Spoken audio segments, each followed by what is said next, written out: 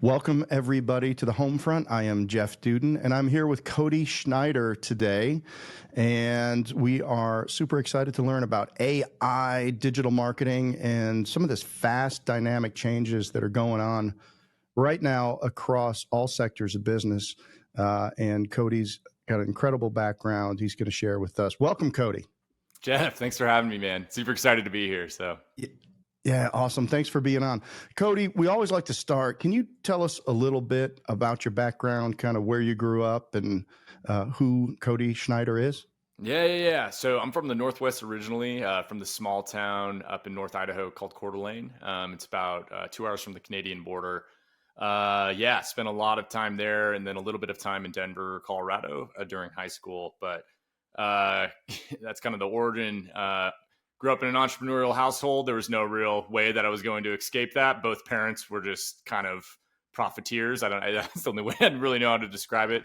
My dad did kind of like just logistics for forever. So brokering a lot of like international like products. And then my mom was in the medical space. So I've had real jobs and have also probably had way more not real jobs throughout my career. But the big thing that I'm doing now and kind of building is in this AI like media space. But before that, I worked in the e-com world, did a lot of stuff there and like programmatic SEO. So basically what that is building out like hundreds of thousands of landing pages for these like large brands. And then also worked in at a B2B digital marketing agency where we worked with like manufacturing goods companies. So think about like people that manufacture like doors, windows, wood products, anything for like home building. That was kind of our target customer. And what I did there was help them transition from like traditional media and traditional marketing into digital marketing, and really did all their digital strategy stuff. And then that, I don't know how it led into working for like early stage startups. So I ended up out in San Francisco working for a company called Rupa Health. We I was employee 6 there and ended up helping take them from a $20 million valuation to a $110 million valuation in about 6 months. One of the things we did there was basically just like spin up this massive media arm. So like podcasts, live classes, chopping that up into clips, distributing it across all social channels, writing blog posts, etc. You know, you name it, we probably did it. And then building out the team and kind of infrastructure and the workflows and processes around that. So that's kind of what I'm obsessed with is I see where the market's going for like most companies is they have to create some type of digital media component of their business if they want to stay relevant. And so we're really looking at and exploring, you know, how are companies doing that? What are the tools they're using? And what are the workflows that they're building and the processes they're building based off of those tools? So yeah, happy to dive deeper on any of that, but that's kind of the high level. So When you were growing up, what were your platforms of choice?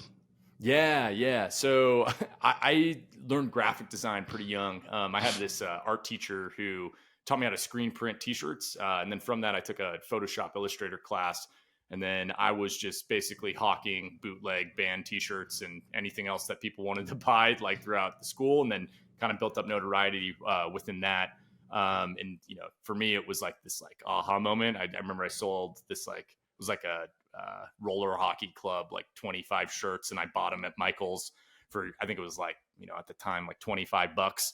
And then, like ended up selling it to him for like a couple grand or something. And I was like, this is a no brainer. Like, why wouldn't I do this all day long? That actually is how I ended up in e-commerce. I got into the print on demand world really early. So I was doing graphic design work, figured out how to do data analytics on these platforms like Etsy. What I mean by that is basically finding best-selling products that were on those platforms and then creating like similar products based off of what was performing well, and then using these outsourced companies to print and ship and do all kind of the production of those goods.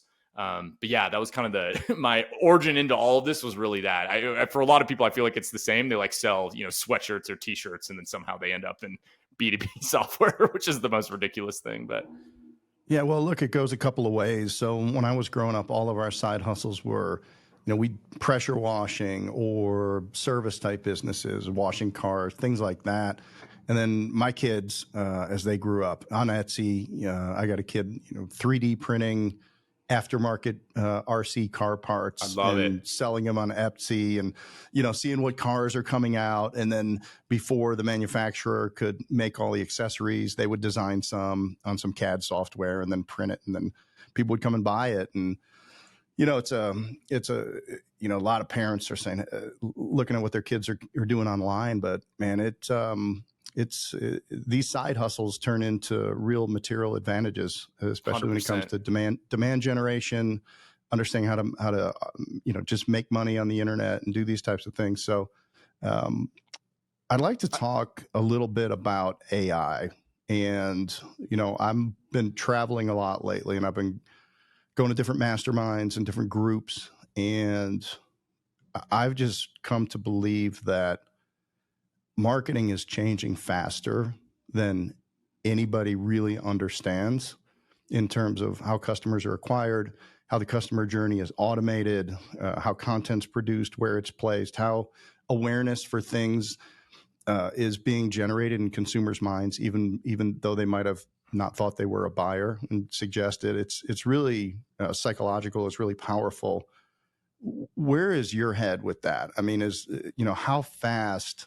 If I'm a business and I've been marketing the same way for the last 10 years, but I've been making incremental changes in my business. So I'm going to do a blog. Maybe I kind of add a podcast.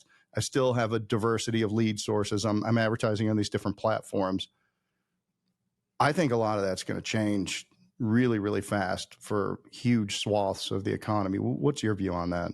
Yeah, I mean, I think it's redefining, like any base technology changes the constraints, right? And like this is a base technology. It's just like what mobile did to like how people discover things previously. Like traditionally, before we had the iPhone and a phone in everybody's pocket, it was like you would do a search on desktop, and what you needed to do was way different than when mobile happened. The same thing is happening here. I think the biggest, like, I'm a data junkie, right? So like I'm just looking at like the trends that are naturally happening and adjusting based on that. So like some of the things that we're seeing, especially when it comes to like local or small businesses or service businesses that are in specific geographies, is a majority of people are starting to use social as the way that they find those businesses, because they don't trust Google Maps, they don't trust like Google. If you look at like the data on Gen Z in particular, majority of their searches start on like TikTok or Instagram to find like companies that are in their geography, like especially when it's like anything that's food, like service companies related. It's like that's the origin of their search, and then maybe they go to another place to like find contact information, etc.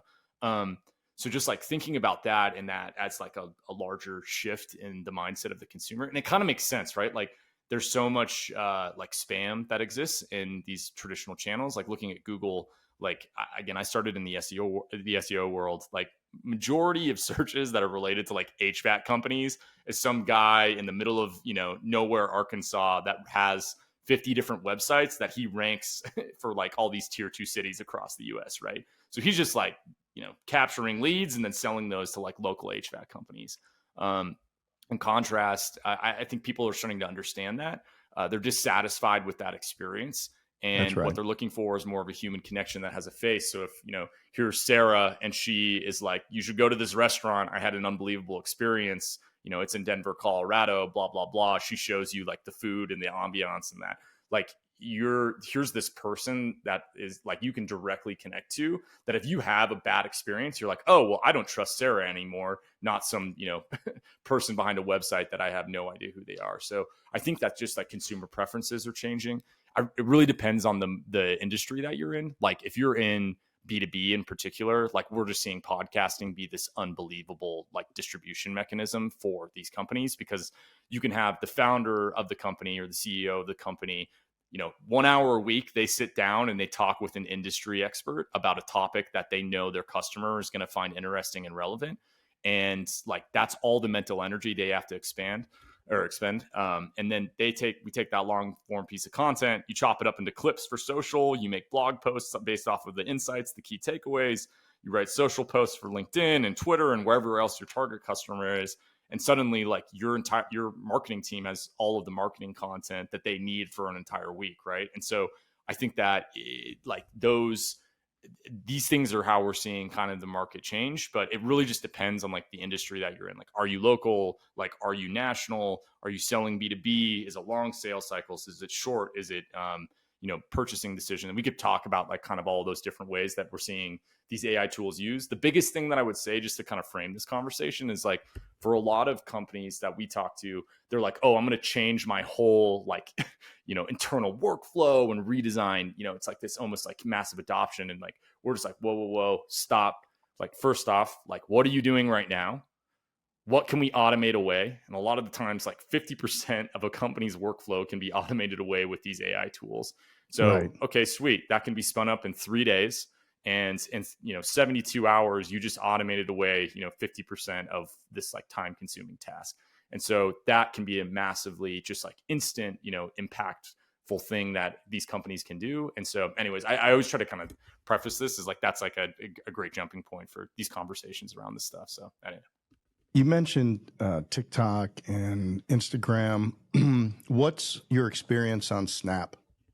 Yeah, Snap. My problem with Snap is like, it's not like, personally, it's not used as a search engine is the biggest thing. We've seen really great results on the ad side. In particular, just incredibly cheap advertising. There's actually really cheap advertising on Twitter right now. It's kind of a cesspool, but like you can get just like, we've seen some ads that we've ran on Twitter get like 0.0001 cent clicks to the site, right? And it's like the traffic is like not super targeted, but like I can't get, I can get 1,000 people to go to a website for like 1 cent, basically, is the idea. Like that's like mind blowing, right? So with Snap, I think about that like a lot of the times is like the challenge is that the demographics of the site are not as robust as these other places. Like I can get a really broad spectrum of people on Instagram, on TikTok. They've got, from a psychographic and a demographic standpoint, it's way broader. But I'd honestly love to learn, like if you guys are experiencing, like seeing some success on Snap. I think the biggest thing I've seen it be really good at is like lead gen for like internet money, like how to make like, start your first business, that type of thing. I have some friends that they ran a show on Snap and it was like, literally they just interviewed like people about their companies. And then it was like into a training program for them. But yeah, just kind of sharing what I know. Yeah. I was at an event last week and big YouTuber was there. A couple big YouTubers were there, and they were talking about Snap and that it's one of the easiest places right now where they're making a lot of money. Totally. On their content. I know their RPM is super high, like the payout that they're getting to the creators, because they're trying to secure them away from TikTok. That's right. Everybody's playing this game, right? It's like, why is like Elon Musk courting Mr. Beast to come on Twitter and like post his shows there? Like he's giving him these exclusive advertising rights. And like the reason for that is because they're realizing like if we don't have these mega creators on platform and aren't paying them these high RPMs, like we just don't have the staying power with our user base. So yeah, for sure. Another thing that was interesting to me, who would you think the third largest search engine is? Oh, man, I would say Pinterest, just off the top of my head, but Amazon. Yeah, totally. I 100% see that. It's where people go, like you start in two places to buy products, right? Especially if it's like a transactional activity, like it's Google or Amazon, right? We always looked at Pinterest. I did some work in another space, and people, that's where they like plan future purchases. So it's kind of this like, up the funnel from like that. I'm not trying to make this purchase decision immediately. But the Amazon totally makes sense. I think that's super interesting, actually. I know that a majority of ad spend dollars have gone away from Google shopping ads to there. My friend works for like one of the major Amazon like marketing consulting agencies. And she's like, every year we just get like 20% more of the budget that they have allotted for like paid ad spend is being dedicated to Amazon in particular. So, yeah, I think what was said was you go to Amazon and put in a search for something that you want to create a product around, and then don't go to the 5-star reviews, go to the 2 and 3-star reviews, because those are the reviews that are going to tell you what people didn't get from the product that they bought. So it'll identify the gaps in the market just by saying, hey, I wish it would have had more of this, or I wish it would have had more of that. And then you can target a product to those users right there. So just interesting stuff, man. It's all out there. If so much more. I don't know if you ever read the book, How Google Works. No, I haven't. But it was how basically, how they built Google, and they identified very early that they needed creatives. And so like just massive numbers of high level creatives there. And really with AI coming around now. And so now, it used to be like, okay, well, spend 10 years learning how to code, spend all this time learning how to do this. Well, now, or even graphic design, right? Kid Rock was on Theo Vaughn, and he's like, let me show you this picture I made. I asked AI to, make me with this, with that, and the other thing. And it was a beautiful picture, right? And it took a minute. And so now it's coming back to the creatives who are, who know how to ask the right questions, or who can think, more broadly about how to use these tools. And so, because what I think Google needs is they need more money. They need more money. They don't have enough money, so it's playing. I don't know right what back. is going on over there. It's like the biggest fumbling of the bag I've ever seen. It's actually crazy. Like, what's that? Talking about just like with this whole AI piece, like Google has been years ahead of all of these companies. And right now, like they can't release a product that's stable that we can even use. And we build on top of all of these platforms, right? Like anything that we can get our hands on, we're incorporating into the tools that we're building. And like, it's the most insane thing to me. Like this is like Google is one of the most profitable money printing companies that's ever existed. And they just have so much atrophy at the company that they can't actually get products out the door that like consumers like really want to use.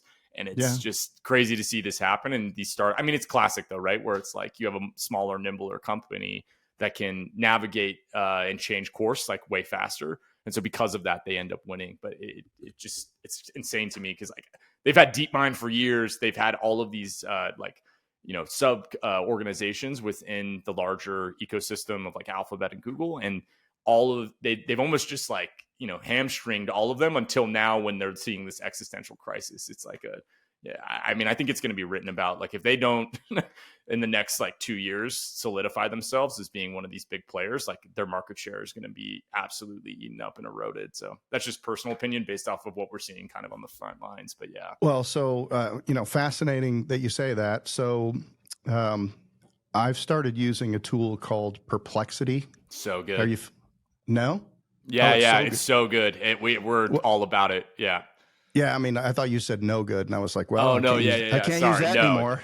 No, it's great. No, but like, it's great, and basically what it does is it takes the searches, but then it makes sense of the searches. So if you're 100%. like, if I was researching you on 100%. Perplexity, which somebody did, and I got this great write out on you, and it wasn't just a bunch of rando facts, right? It's really, how do you use it? Yeah, we use it for a lot of like similar stuff like research or just like aggregating information. Like, for example, I'm doing some consulting for a company right now. They're in the fine art space, and they wanted to basically create a directory of like, I think it's close to like 20,000 galleries that are in the United States that sell fine art, and then like make a landing page for each of them. So we're using Perplexity's API to basically like collect all the information that we can find related to the gallery's name, pulling that back into a database, and then writing a blog post based off of the data that we collected from Perplexity.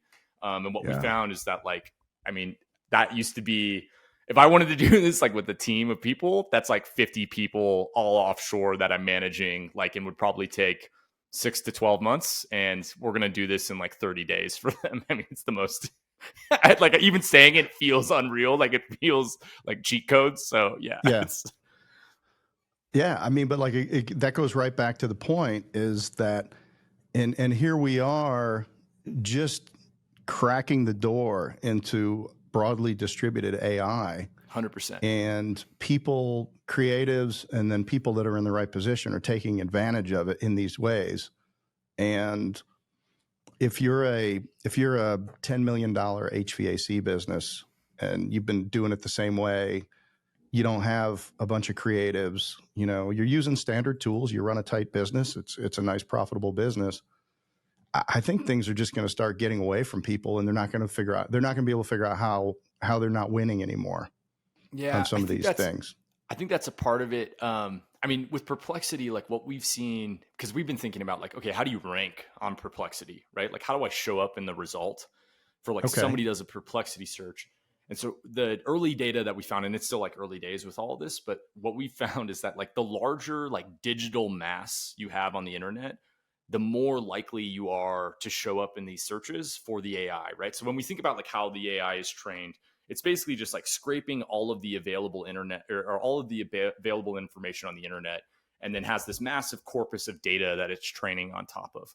And so when you get like a search result back, say when you're using Perplexity, what it's doing is it's basically pulling its like general knowledge of information from everything that it scraped, and then reporting, hey, we think these 5 companies are the best results for, XYZ location, right?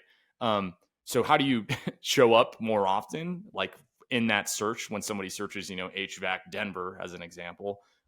It's just like having more content out there than everybody else, like about, doing HVAC or anything related that's in that, like, to that niche. And so that's what we're just seeing in the data.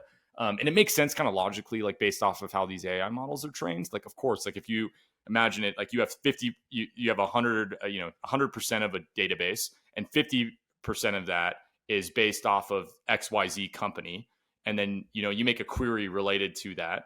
And there's these other 10, or we'll say 5 companies that take up that other 50%. So they're each like 10% of that source data. Of course, it's going to reference the one that's 50% that it has the most training on top of, right? Like that's where it's going to go, because it looks at the information that's available in public for that company as being the measurement of trust that company is real, and like it should report that as being the best answer to the search result. So anyways, still super early, but something I wanted to throw out there. Yeah. So what's the path to profitability for a company like Perplexity? I just started hearing about it. A couple of really high-end conferences where executives were talking about how they're saving time, and is there a conference that exists now without your top 10 AI tools that you're using? No, right? I mean, it's every industry, because it feels like a meteor hitting Earth event, right? Yeah. Like it's like I think for a lot of people, like they're super afraid, like, is this going to replace my job? Is this going to make my company, go under? Like these type of, I don't think it's happening that fast, like just based off of what we're seeing, especially in like our enterprise like sales. They like want to use this. They're still trying to figure out how to use it, how to get their teams to use it. And like the biggest thing is like the lawyers, right? Like we've been in the sales deal, or like a cycle right now for like 9 months with this company that you would know the name of. And like for them, like we've been talking to their lawyers, like just like, okay, who owns the data? How is the data trained on? Where does the data go? Show me your data pipelines, like all of these things, right? And so I think that there's going to be a way slower period of adoption for these companies, just based off of like the interactions that we're having. I could be totally wrong, but that's kind of what we're seeing on from our sales flows. So yeah, lawyers will slow everything down. 100%. But but back to you. So the connection I'm trying to get to is Perplexity AI is free. Yep. And I don't know if they have a paid, but you just go right to it, and you put in the information, you ask the right question, you get a great answer. So then is it now they're gonna people are saying, I'm using this instead of Google. So now you're gonna get a mass of people using this, and then it's Google's not paid, it's still free. But then the ads are going to come, and then people are going to be paying to get themselves to show up there, and it's just going to be Google, 2.0. I think that's probably the path forward. What we've been seeing, like ads are really not good from what we've seen within chatbot UIs. Right. There's we have some friends building companies like super small scale in comparison to Perplexity, but like what they found is it's hard to serve ads in the traditional way, where it's like a text ad based off of like whatever the question keyword that people asked. So what they found to be more effective is having affiliate relationships with like companies, so that when they send that traffic to the site, they get like some type of commission based off of the traffic that they send. So I could see something like for Perplexity where that's how this relationship is. It's like, okay, yeah, it's pulling this general knowledge from the internet, and then it has all of these affiliate like relationships with every company or like every tool or service or software that it like shows up, and then any of that traffic that it sends off of its platform to you, you pay them back some type of like commission, right? Okay, so just like a toll booth, just like Basically. kind of like it used to be, like not a Totally. pay per click, but a pay per action or whatever. kind of pay per visit. Totally. I think that and then you can like bid it up. Yeah, Totally. then you bid it up, and then Totally. they'll serve you up more. Totally. But I hope that's where it goes personally, because I just think that like I don't know if I love the ads. Like I think there's a better way to do these types of ad. Like if I could have Perplexity convincing somebody that like my product is the best product for the query that they just made, so it's like almost doing sales for me, and it's like doing that in real time, like in a chatbot format. Like I would pay all day long for that, right? Right. Like, and it has the capability to be able to do that. So what's stopping, a huge, like, like anybody, anything from like Procter and Gamble, like what's the best blah, blah, blah toothpaste, right? And, or like, the best all natural toothpaste. And then it's upselling a brand that Procter and Gamble owns, right? Like that, this is the best, like that is something that I could see definitely happening, like with the tool in its like current form. But I don't really know. I think right now, like what, the rumblings we're hearing with all these AI companies is there's so much funding and liquidity to put money into them that they're just like, get as big as you can, as fast as you can. So like Perplexity is growing at like a stupid rate right now. Right. And they're just, they raised like another round of funding. Like I think it was like 4 months after their previous round, which is like unheard of in venture capital. And it's like largely because they're like, yo, we just like, we're growing so fast. Like we can't even keep the lights on without more money. Right. Right. And so for them, like it's just going to be like, how much of Google's market share can they eat up? And then once they kind of start to see that plateau, like that hockey stick growth is starting to like, reach its ceiling, then at that point it's figure out profitability. And Google did the same thing, right? Like they bought DoubleClick. It was like, I want to say like probably 4 or 5 years into their initial, their initial launch. Like they weren't even profitable for the first like 5 years until they introduced bidding on self-service bidding on keywords, and then you could actually show those ads up. But that was an acquisition of a separate company that they basically rolled into them. So I think that we're going to see, history repeats itself. Time is just a flat circle, and we're going to see that kind of same thing occur here. It might be a little bit different, but there's only so many ways to make money on the internet, and like ads is one of the big ones, right? So yeah, it's interesting though, if you look at each, ultimately there's not a lot of winners. 100%. It's Pepsi and Coke, right? Like they own 8% of market share. Yeah, you got YouTube, you got Google, you got Facebook, you got Instagram, you got then what, right? There's Totally. So we'll see if AI gives some people a toehold who can break out first and maybe get a big piece, grab bite a big hunk of Google and then they'll buy it and kill it. 100%. That's probably what will happen. I know Google is talking about releasing, it's called SGE. I think it's like search engine engagement. I can't remember what it stands for, but it's basically their version of Perplexity, where it's like pulling in the results and then citing sources and that whole thing. Again, it's not live. It's been 8 months of them talking about this. Like, where are we? So, and in that time frame, Perplexity is, they've tripled in the last, I think, 6 months. So, well, either be the best or get in the best way. 100%. And they'll open the closet. They'll just push Vine over to the side and then put it right in there and close the door for another decade. But it's ridiculous. But so, hey, well, Cody, tell us what you're doing now. Yeah. So right now we're building this company called Swell AI. It helps you turn long form content like videos, audio into blog posts, newsletters, clips for social. We're also just starting to launch social scheduling. This will be out in about a week or two. Basically, like how we're seeing companies use us is they build their entire kind of like content marketing engine on top of us. So like our goal is basically instead of you needing 10 different content people to run all of these different sources, you can have one 10x marketer and they're just sitting on top of a tool like this. basically creating all of the content that you could ever want for your brand. So we work with, we actually started out with podcasting. That was like the initial kind of wedge that we did into the market. We're starting to work now more and more with like traditional media broadcasting, that type of thing. And then also with like B2B companies that are, all of them are spinning up some type of like show that's talking about the industry. And we're helping them kind of do that. But our big thing, what we're focused on is like helping people build workflows, where the analogy I keep using is like, hey, provide raw materials to the AI, which is in the form of, a 45-minute video.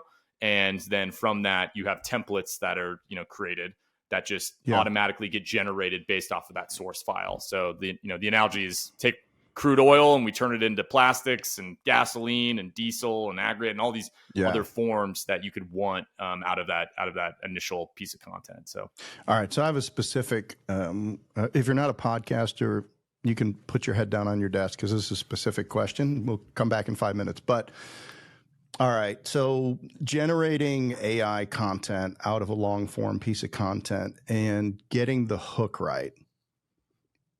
Are there challenges with that, or what's the solution for that? Yeah. So the biggest challenge is that the AI is trained off of the general information of these social media platforms. Right. So when we think about like the average post that happens on social, like it's pretty bad. So like think about it as like a bell curve, right? And it's like, you're pretty far down the like, is this good content scale? So the challenge with it is basically like helping it identify like what good content is within the episode. So the trick, there's kind of two ways to do this. And this is like what we're doing and what we're trying to do in the future. So the first way is basically asking, hey, like what's a key insight from this episode? It's pretty good at identifying that. And then we say, okay, now that you found that like key insight, how to like go find me a hook and an insight that's related to that key insight from this transcript, and then return back the timestamps of that like information that you just found.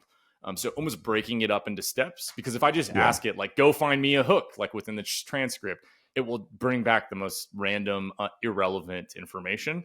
Yeah. And so by saying like, hey, like what's the key takeaways? List 5 key takeaways. Now go find me quotes from this transcript based off of those for each of these 5 key takeaways that support these 5 key takeaways. And return the transcript, or to return the timestamps of the like words from that quote. We can then take those timestamps. You then go find the clips. Where it automatically goes and finds those clips, and then basically, that's what gets served. That's kind of the hacky way to do this right now. Where all of this is headed and where it's going to go is in the future, like somebody's going to train a model based off of only the top performing clips that are on these social media platforms. So the data set that goes into it is not just the general knowledge of that entire platform. It's just like the top 10%. Yeah, it's curated winners. Exactly. Yeah. And so this is the same thing that we saw with like AI SEO. So like we ended up spinning this company out of Swell called Draft Horse AI. It's like a programmatic SEO writer. Basically, you give it a list of target keywords and it writes like hundreds of blog posts based off that. So how like what it's doing is writing from the general knowledge of the like AI, which is again the general knowledge. It's not like the the thought leadership or the leading top percent. So what we found is that if you actually will like go and give it constraints on what it can write from, so like, hey, here's like this keyword. So say we're trying to rank for the keyword phrase like hotel marketing strategies 2024. So you go find what's ranking on the front page for like the top 5 search results for that keyword. You extract all the text from those, and then you say, okay, AI, now write based off of this like source data that we already know is ranking on Google. And we've seen that we can get some of these blog posts and like landing pages to go to page 1 in like 72 hours. But you could scale that up, right? Where it's like, hey, instead of training off of the general knowledge of the internet, like how do I'm just going to train it off of the front page of Google because that's only the winners. So now you have the structure of here's how a blog post, like a winning blog post, is supposed to be structured.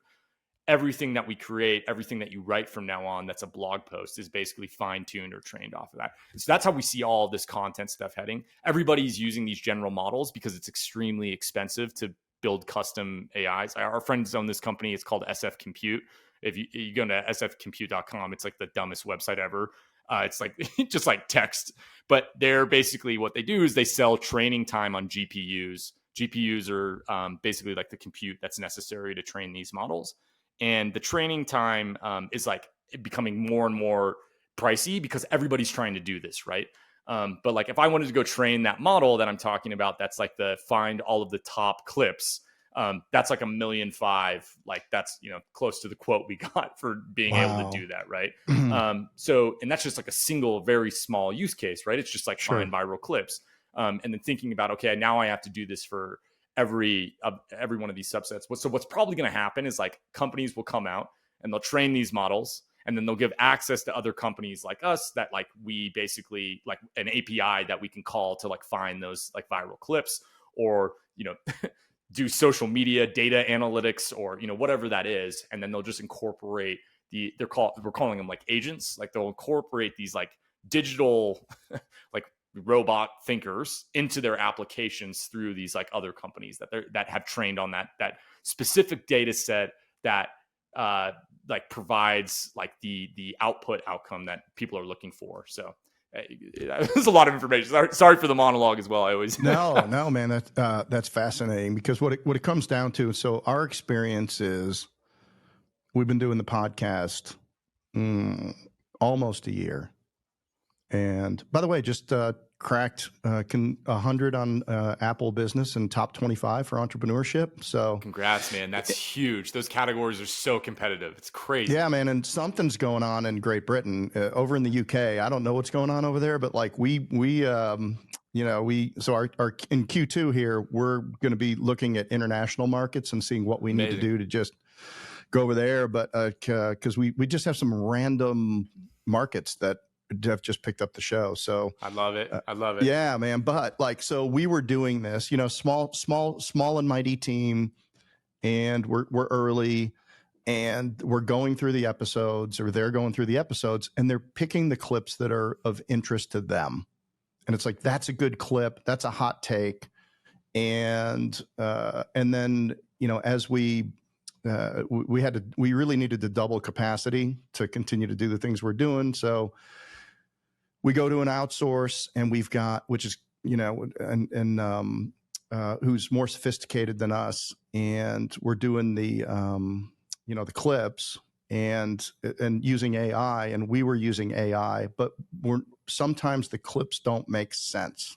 Totally. They're just, because it's like, it's a good clip, it's tight, it's a conversation, it's a contained conversation, but unless no human labored over it to see if it was really interesting or not. Totally. And so your AI will serve those types of clips up, but yet the personal bandwidth to actually have people going through these things and saying that, it's unrealistic. Totally. So, when will the AI really be able to cross into that, I'll misuse the word, into that singularity, to where now it's actually smart enough to consider these things, whether they're interesting or not. Totally. And I think it's going to come down to, like, there's a lot of, like, everybody's trying to solve this problem. So we just talked to this researcher out of, I want to say Oxford, way above my pay grade. There's way smarter than us on like this type of stuff. Sure. But what they're doing is basically combining like linguistic AI models with like just the general like AI models that we're seeing be the most popular, like ChatGPT, Claude, et cetera. So what that ends up looking like is like they can use a linguistic model to find what they call like entities. So an entity is like an idea within a corpus of text, right? So they can be like, oh, here's like a cohesive thought. And then they go, okay, now AI, like, is there a hook within this cohesive thought?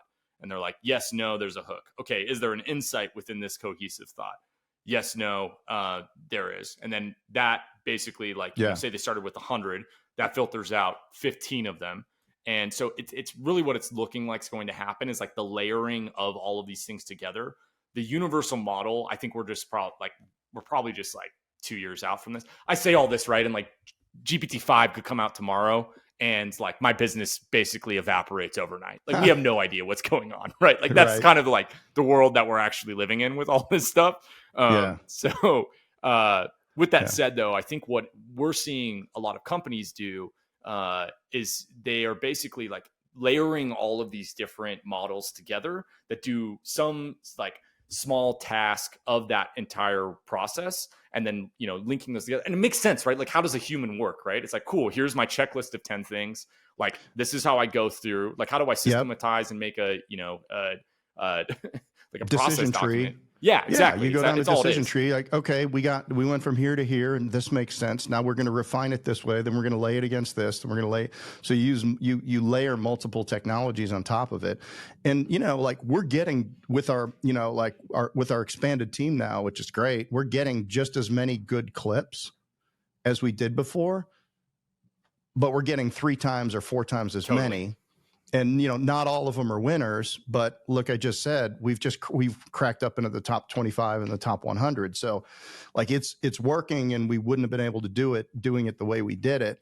So now the question is all right, well, if this is good, what does great look like? 100%. And, you know, how can everything be a winner? Do we have to go back and interject that 10x marketing human in there and say, oh, if we just change this hook to say this, then it's going to be a better, because it's all, I was at this, you know, I had these YouTubers at this conference, man, and it was just like, and they were giving examples of like what, you know, one guy, any channel he puts up goes to 500,000 subscribers. And he's like, crazy. And it was in 10 minutes, he's like, here's how I do it. and it was just right on, man. It was just like, right. 100%. I mean, it's like, and it's the hook, and then it's this, and then it's that. Totally. And if people watch it more than once, and then you get this and that and the other thing, and they, you know, it's down to a science. But like, I think Mr. Beast has, just to produce what he's got over 100 employees. 100%. Yeah. So, and like that's a level, and they're maximizing tools probably. 100%. Yeah. Yeah. I think with like where, again, just where we're seeing this go is like, there's always going to be a human in the loop that is just like, has some type of intuition. Like the best people that we know that are doing content, like, yeah, they may use AI tools, but they're just using it for like, cool, I have an hour and a half of video. Like, give me 5 minutes that I can look through and pull out hooks and insights, right? Or like pull out those highlighted sections. There's a likelihood like that it could get, again, with all this, I have no idea, right? Like, again, GPT-5 could come out tomorrow. I could give it a transcript with timestamps, and it just pulls out the best, like, most banger clips that you could ever find. So right. that could happen, you know, like very soon. It's just super costly, and it for a lot of for a lot of companies, it doesn't make sense to train a model off of that, like, just that specific thing. So again, we could go like kind of in the weeds now with this. So, but I think the thing that I'm realizing more and more with all this is like clip volume is this huge thing. So like we're seeing some of our like top performing like clients, like what they're doing is they're creating like multiple accounts across multiple of the channels. So like imagine 30 Instagram accounts, 30 TikTok accounts, 30 YouTube Shorts accounts. Sure. And then they're doing just like combinations of clips for all of those. And then they see, oh, this one, you know, clip 187 went viral on TikTok on this channel. Let's take that. We're going to remix it a little bit, and let's distribute that across all of the TikTok channels or all of the, you know, Instagram reels. And so there's like this compound learning that's happening. But now does Swell give them those capabilities? Yeah, they can go and make clips. Like, so basically like what we built into it is like a text editor that I can select a section, and then I hit create clip, and the clip is made. And then it's like, okay, I want to auto crop that so that it goes into a portrait. It goes in from landscape into portrait. Cool, that's done. So they can come back. Like how we're viewing this is like, you're going to have this library of content that you sit on top of. We're building this social scheduling feature so that we can pull in the data of best performing content, because then we can create like a learning viral loop. So we saw like, oh, like here's the top performing clips from all of March. The top 10%, like they're all about these ideas. Like what's the insight, et cetera. All right, let's go back to our back catalog. Let's find from, you know, our 500 episodes, other clips that are similar to the most popular ones. And let's go make those, right? And then we can just surface those up. Like we're imagining it as like almost like this like Pinterest dashboard that just like based off of the data that because with all of this, I mean, that's what the human is doing, right? Like the best social media managers I know, and like this is what I used to do when we were at Rupa Health, is like we would publish a ton of content. We would see what was working. We would go back to our back catalog, and we would find more content like that. And then that creates this growth loop. We're just trying to do that same thing, but with these AI tools that now suddenly, like, I don't need 25 people to run this whole, content production marketing department. Now I Right. can do that with maybe 1 or 2 people or a team of, 3 or whatever. But yeah, so we're so early on this stuff. Like, we just added clips like 3 months ago. Like, for a while we were like, yo, we're just going to only focus on writing content. Mhm. But our customers kept asking for this feature, and now they're asking for social. And then the other thing that they're looking for is like SMS and email newsletter marketing. We're seeing SMS for podcasts, the open rates be like 90%, and like the click-through Really? rates be like 40%. So sites like Community, they're like hacking together versions of this. So Community's one. Basically, like any of these like bulk SMS newsletter tools, we're just like, what people have asked for is like, hey, the ability to build that into. So that's kind of on our product roadmap as well. But anyways, a lot of Who's inside a baseball there, but yeah. Yeah, man. No, that's fantastic. Well, I'm tracking. Who's a great customer for Swell? Who's a Yeah. typical customer? Yeah, one of our larger ones is Wondery. We just started working with their team. We're pretty excited about that. What are They're they? What kind of business are they? Yeah, so they're an Amazon company. They work with a lot of like Audible and like their production. They also like have some of the larger podcasts in the U.S. So we Okay, work so with like them. online retail promotion.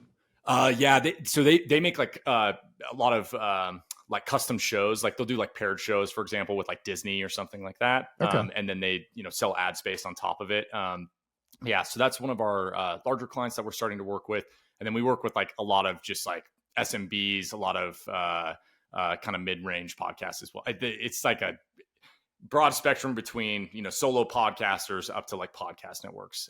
It's like on the podcasting side. So All right. Well, you want to take a look at the home front and see what you can do for us? yeah, I would love to help you guys however I can. So we'll get some locked in with your team. That'd be fun to do. So. All right. Well, so I can, for anybody else who wants to come on the podcast, Cody got one lead from this podcast already.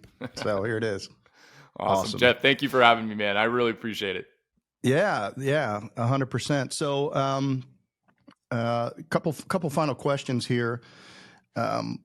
If you had, we're always interested in informing people's entrepreneurial journey. So, if there's somebody right now that's out there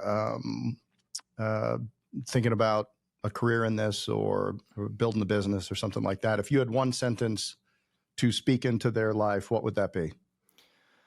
Whoa, tough one. The one sentence, I don't know, but my framework for all of this now is like, find some skill that you can teach yourself online, that you can sell online.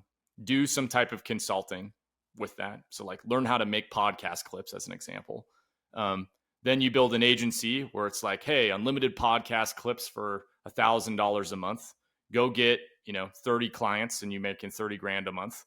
And then from that, like parlay it into, okay, how do I build some type of business that has like, whether it's a course or a software where it's like a build once, sell, 1,000 times.